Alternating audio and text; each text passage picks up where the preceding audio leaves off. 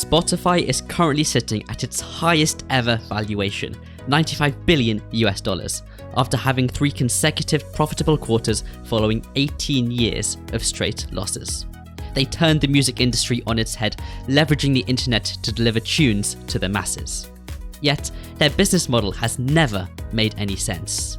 So, what happened? Today, let's find out how Spotify went from 2 geeky millionaire kids in a bedroom to the ubiquitous billion-dollar service it is today. Just jumping from one unprofitable industry to the next, repeating the same mistakes over and over and over again. But it's becoming clear that this business model doesn't work, and we are on the verge. All of this, Spotify has a problem. As this graph shows, Spotify has never made a profit. That does not make money, that will ultimately implode upon itself. Is the streaming music business such a bad one to be in? Spotify has still come out losing. It is hard to imagine the company producing meaningful profits anytime soon. As a result, Spotify will likely continue promoting the narrative of prioritizing growth in order to divert investors' attention away from the negative bottom line and buy time for the company to find better ways of monetizing its users. Fast forward today, Daniel Ek has not only saved the music industry, and one company has become the clear winner globally in terms of paid subscribers. Spotify is where everyone In total, the story of Spotify is pretty insane. A couple of successful guys had an idea and decided to just run with it. Whether you love it or hate it, Spotify has flipped the music industry on its head, and it's now an undeniable factor for any music success. In the early 2000s, trying to play some music was unreasonably difficult. You really only had 3 options, and all of them sucked. Option 1 was to go out and spend about $10 buying the vinyl or CD for some music. But you'd then build up this really large physical collection that also cost you a lot. So option 2 came about when Apple launched iTunes. You could buy any song for 99 cents and download it straight to your iPod, taking it everywhere you go. But that's still a lot of money if you want a lot of songs. So option 3 was piracy. Billions of songs were downloaded every year in the early 2000s, beating out CD sales several times over and resulting in decreased CD sales from 1999 until the slight resurgence that we're seeing today. The music industry had always been really concerned about piracy. Once file sharing technology came along, they understood, though, that everything that had come before was nothing. Napster was the software which brought piracy to the masses, allowing you to download thousands of songs entirely for free. But hard drives were super expensive in those days, costing about $1.5 per gigabyte, and peer-to-peer file sharing was really temperamental. We needed something better. In a world where everyone loves music, first came vinyl, the cassette tape, the compact disc, the MP3 player, which brings us to the present day. Introducing Spotify, a world of music. You search, you find. Rediscover old favorites. You play, you share. Favorites you didn't even know existed. Whatever you want. Whenever you want. Instant, simple, and free.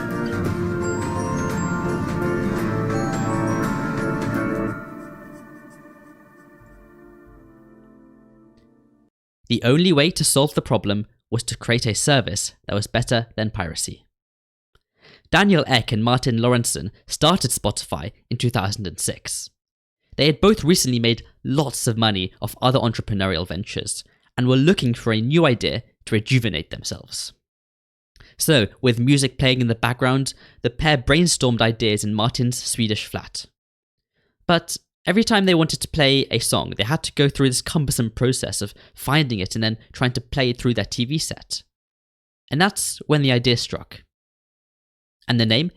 It came after Martin yelled an idea from one room and Daniel heard something else in another. That something else was Spotify. Anyway, a team of founding engineers was quickly put together and they got to work creating Spotify. the focus on convenience and speed was key. In fact, Daniel kept pushing to make the service as lightweight as possible, keeping loading times under 250 milliseconds. Spotify launched 2 years later, in 2008, but only in European markets. They felt it was important to prove the concept first, and getting deals with record labels for European rights was far easier than going straight for global rights. Funnily enough though, to get the record labels on board, Daniel and Martin threw together a basic demo with Spotify using pirated tracks. Regardless, everyone who saw it was impressed and knew it'd be a hit.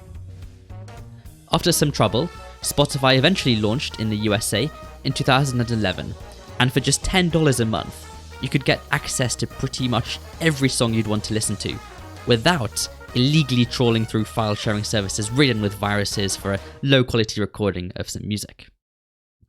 You could even use Spotify for free if you were willing to deal with some ads. This freemium model was detested by record labels, but Spotify won them over with substantial ownership stakes in the company. But there was a fundamental flaw in Spotify's design. You see, when it comes to a piece of music, loads of stakeholders are involved. You have the original artist who wants to make money, you have the record label who wants to make even more money, but you also have the user who wants to pay as little as possible. And Spotify, they inserted themselves right in the middle between all of these groups. It was inevitable that Spotify would always face a constant tension from both sides, squeezing their revenue to as low as possible. This is only made worse when you take a closer look at the three parties involved. Artists. Everyone loves artists, the people actually behind the music we know and love. They are usually considered special and are typically the underdogs. Therefore, they deserve as large of a cut as possible from the songs they release, right? Without enough money to sustain a livelihood, artists are going to leave the craft and human culture will erode as fewer creatives are attracted to the industry.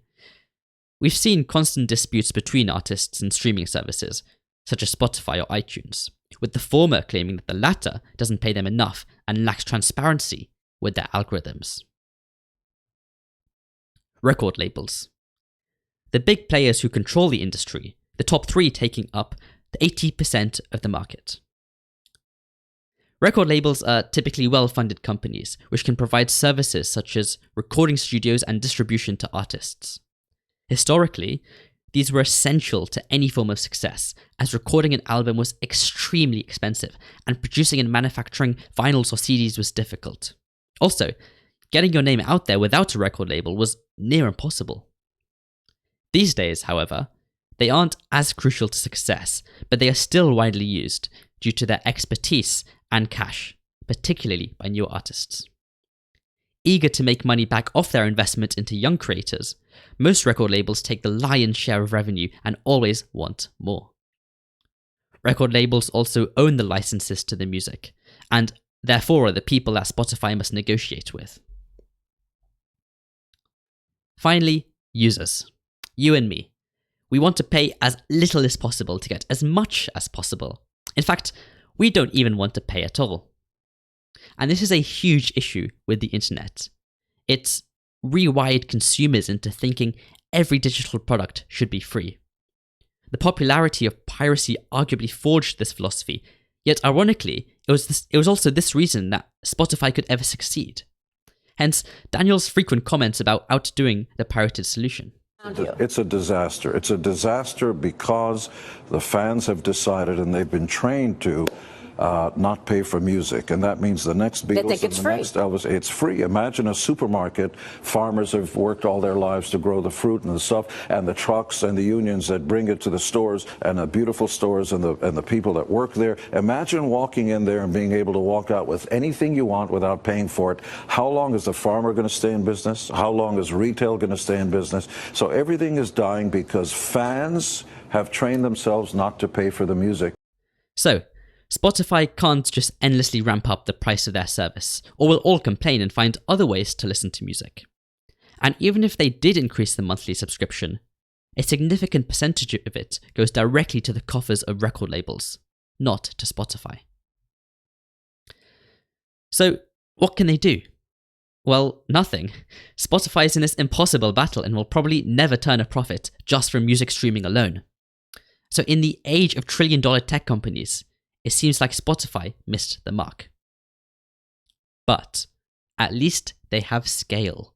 The obvious superpower we bring to bear is the 250 million subscribers. With hundreds of millions of paying users, Spotify beat its competition by having the better technology first.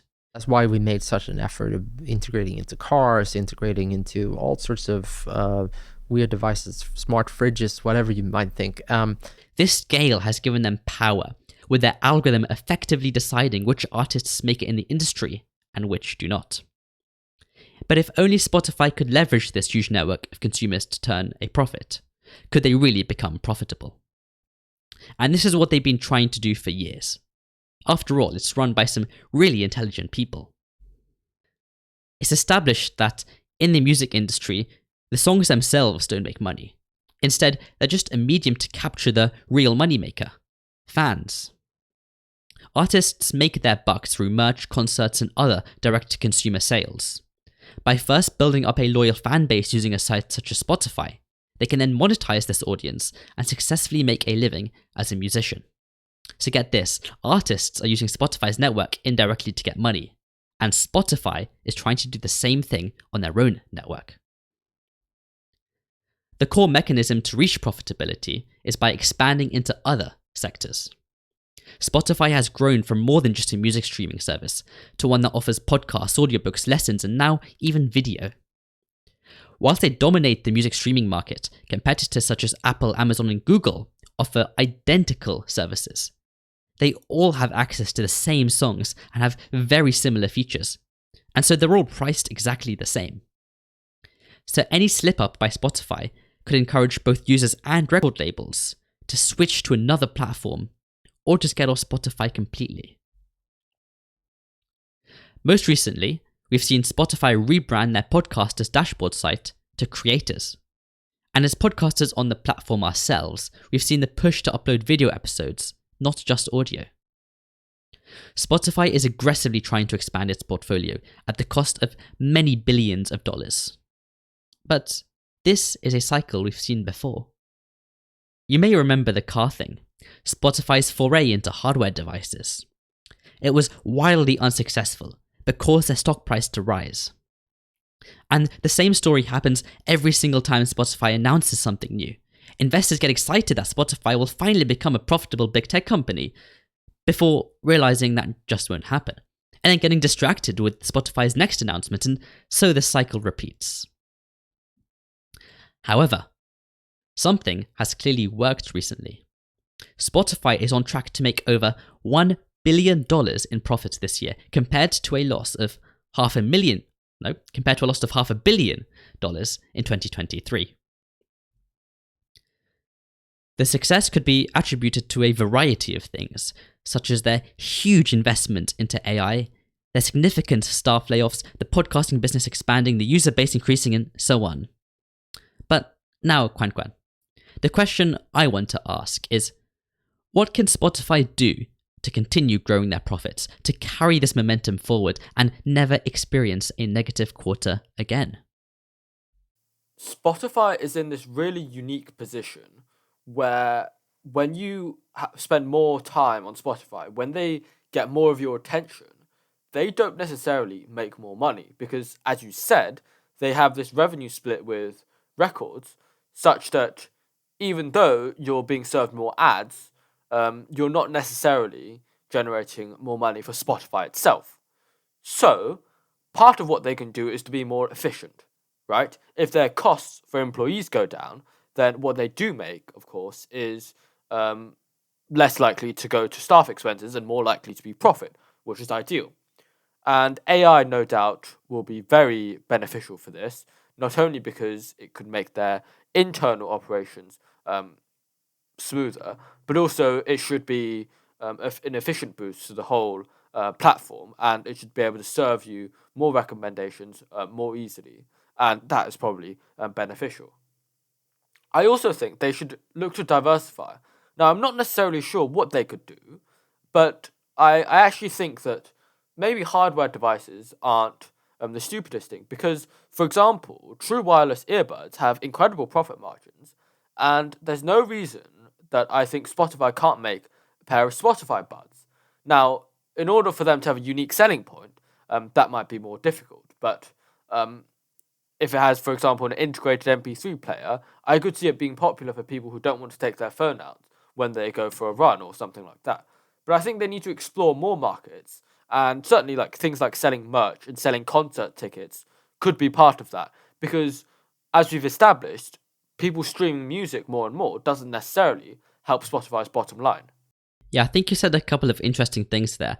Firstly, with selling concert tickets, we've already done a whole episode about how Ticketmaster sucks and no one likes them. And so this sounds like a great opportunity for Spotify to swoop in and invest in this sector and ultimately become the new Ticketmaster, but without all of the issues. Now, on the note of hardware devices, we saw the car thing was actually very well built and it was actually a very, very good device. The only issue with it is that it solved a problem that most people just didn't have. And so if Spotify creates a device that does solve a real problem, then I do think they have a lot of potential to get a high market share in whatever sector they decide to enter. Now, one thing Spotify are trying to do is become an everything audio service. Like they want to have audiobooks, music, podcasts, and everything on their platform. But do consumers actually want that? Like, aren't we already happy seeing, okay, Spotify is music, YouTube is video, maybe you have another podcasting platform of choice, I do, it's called Pocket Casts, and maybe you have Audible for audiobooks. Do consumers want this everything audio service, Quan Quan? I'm not sure they do. And that's because, for me at least, I find that some apps do some things very well, and other apps do the same thing much worse. For example, I would prefer to listen to podcasts on Spotify because I'm not an Apple user, and Google doesn't seem to offer a good alternative. But actually, I wouldn't mind listening to music on YouTube Music. So I think that people are willing to have multiple apps, like we do. For example, you might have WhatsApp to text your colleagues. You might have Instagram to text your friends. People I think are broadly speaking fairly willing to have multiple apps to serve very similar functions. So if Spotify wants to be this everything audio service, they have to be really good. And I think that's quite hard. But I think you mentioned something that's really interesting, which is podcasts, because I'm sure you agree, and the fact that we're doing this now, podcasts are growing quite considerably. And one of the things that really showed this was during the presidential election, where the candidates were keen to get on podcasts, which is not something we've seen years before. And obviously Spotify signed big deals with creators, but podcast is really an area of growth. I'm not sure, though, how generating revenue might work, but certainly I don't think they have the problems of record companies now. So maybe they can negotiate something that's a bit more favorable to them in terms of themselves not being liable to keep spending more and more money to pay for these rights. I think that could be something interesting. Yeah, Spotify spent over $1 billion signing on exclusive deals from the likes of the Obamas and Joe Rogan. However, when we saw the balance sheets a year later, it seems like this $1 billion certainly wasn't paying off. However, with the recent profitability, co-founder and CEO Daniel likes to claim that podcasting is one of the major reasons that Spotify is becoming profitable, which I'm not sure I believe in, and they don't disclose enough granular information for us to really know whether that's true or not. Now, one thing that Daniel does seem to be trying to do is get closer to creators, right? Because right now with music, they have the real creator, the artist, then they have the record label, then Spotify, then us. Whereas if they can cut out this whole record label, if they can cut out a whole middleman, then Spotify takes a much larger chunk of the revenue for themselves. And of course, podcasters are usually independent studios. And that is very good for Spotify because they now don't have to negotiate with this massive, powerful record label that can screw them over. And therefore, they don't have to give these podcast studios unbelievably beneficial terms like they do to the record labels. Having spent quite a considerable amount of time listening to podcasts on Spotify, I have actually noticed that some creators can elect to use Spotify's own advertising service, and Spotify will put in ads which it deems to be most suitable for me, which often includes some irrelevant university. But I think most podcasters would rather have their own ads, their own sponsored message, and they would bake it into the audio file so it would just get streamed on Spotify like any other part of the podcast. And this, of course, cuts Spotify out of the equation, right? Spotify is not getting any money from serving the ad by the creator. And so I think that's really key because, for the perspective of the creator, they're not only cutting out what would be a record label, they're also cutting out Spotify, which is great for their perspective, but it's not so good for Spotify's perspective. So I wonder if Spotify can provide a competitive advertising service which maybe varies geographically and adds value to the creator, such that creators are willing to turn it on, and therefore Spotify can take their share from podcasts, right? Because that would actually increase their revenue as more people spend more time listening to podcasts, and that would ultimately help their bottom line. Yes, Spotify has now entered this realm of the attention economy. Up until now, it doesn't matter whether you listen to 1 hour of music a week or 10 hours, as long as you paid them for premium, Spotify were making just as much money out of you as the other person. In fact, listening to less music would have reduced their infrastructure costs.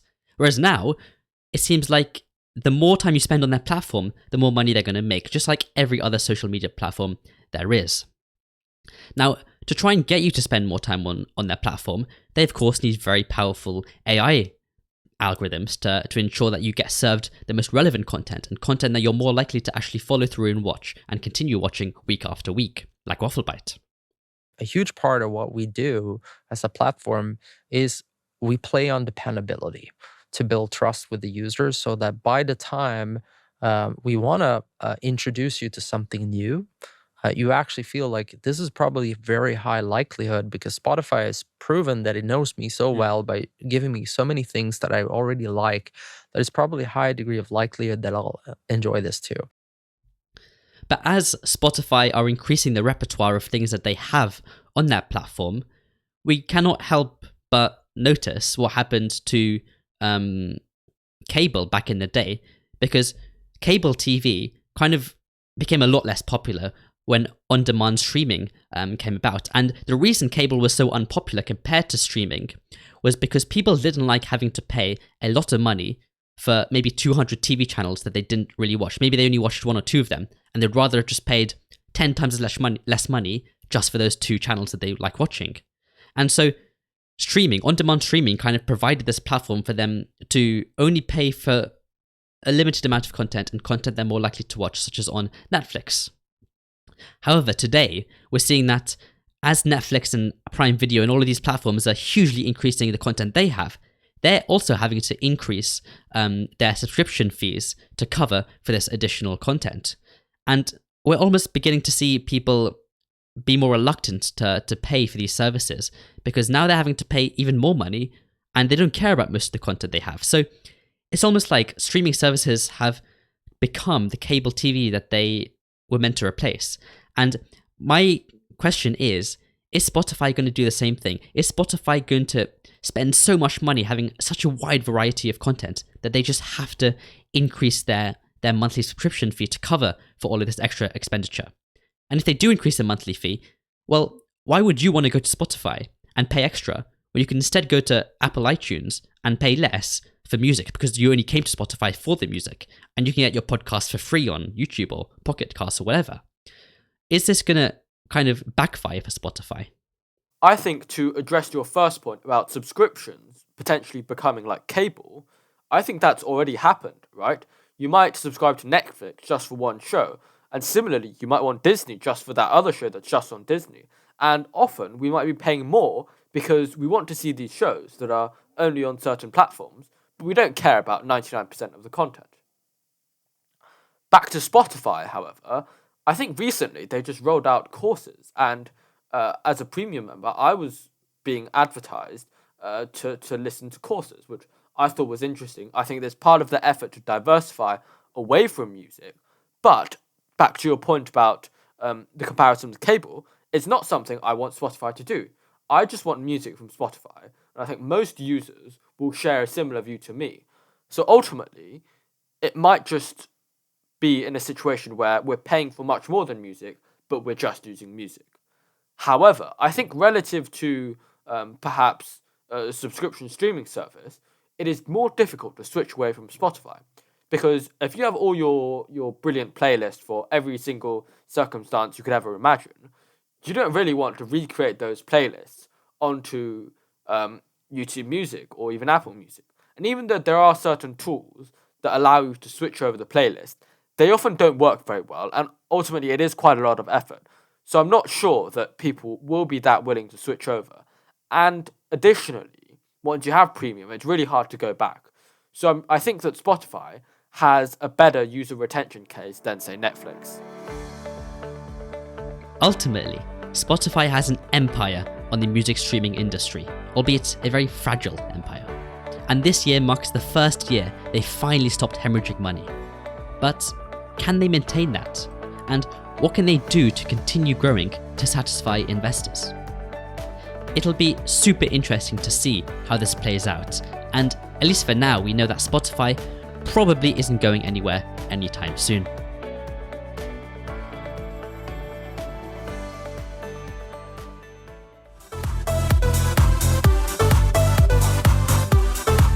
Thank you for listening. If you've enjoyed this story, smash those like and subscribe buttons. The full episode can be found in the description alongside our weekly newsletter and the sources that we used. Bye.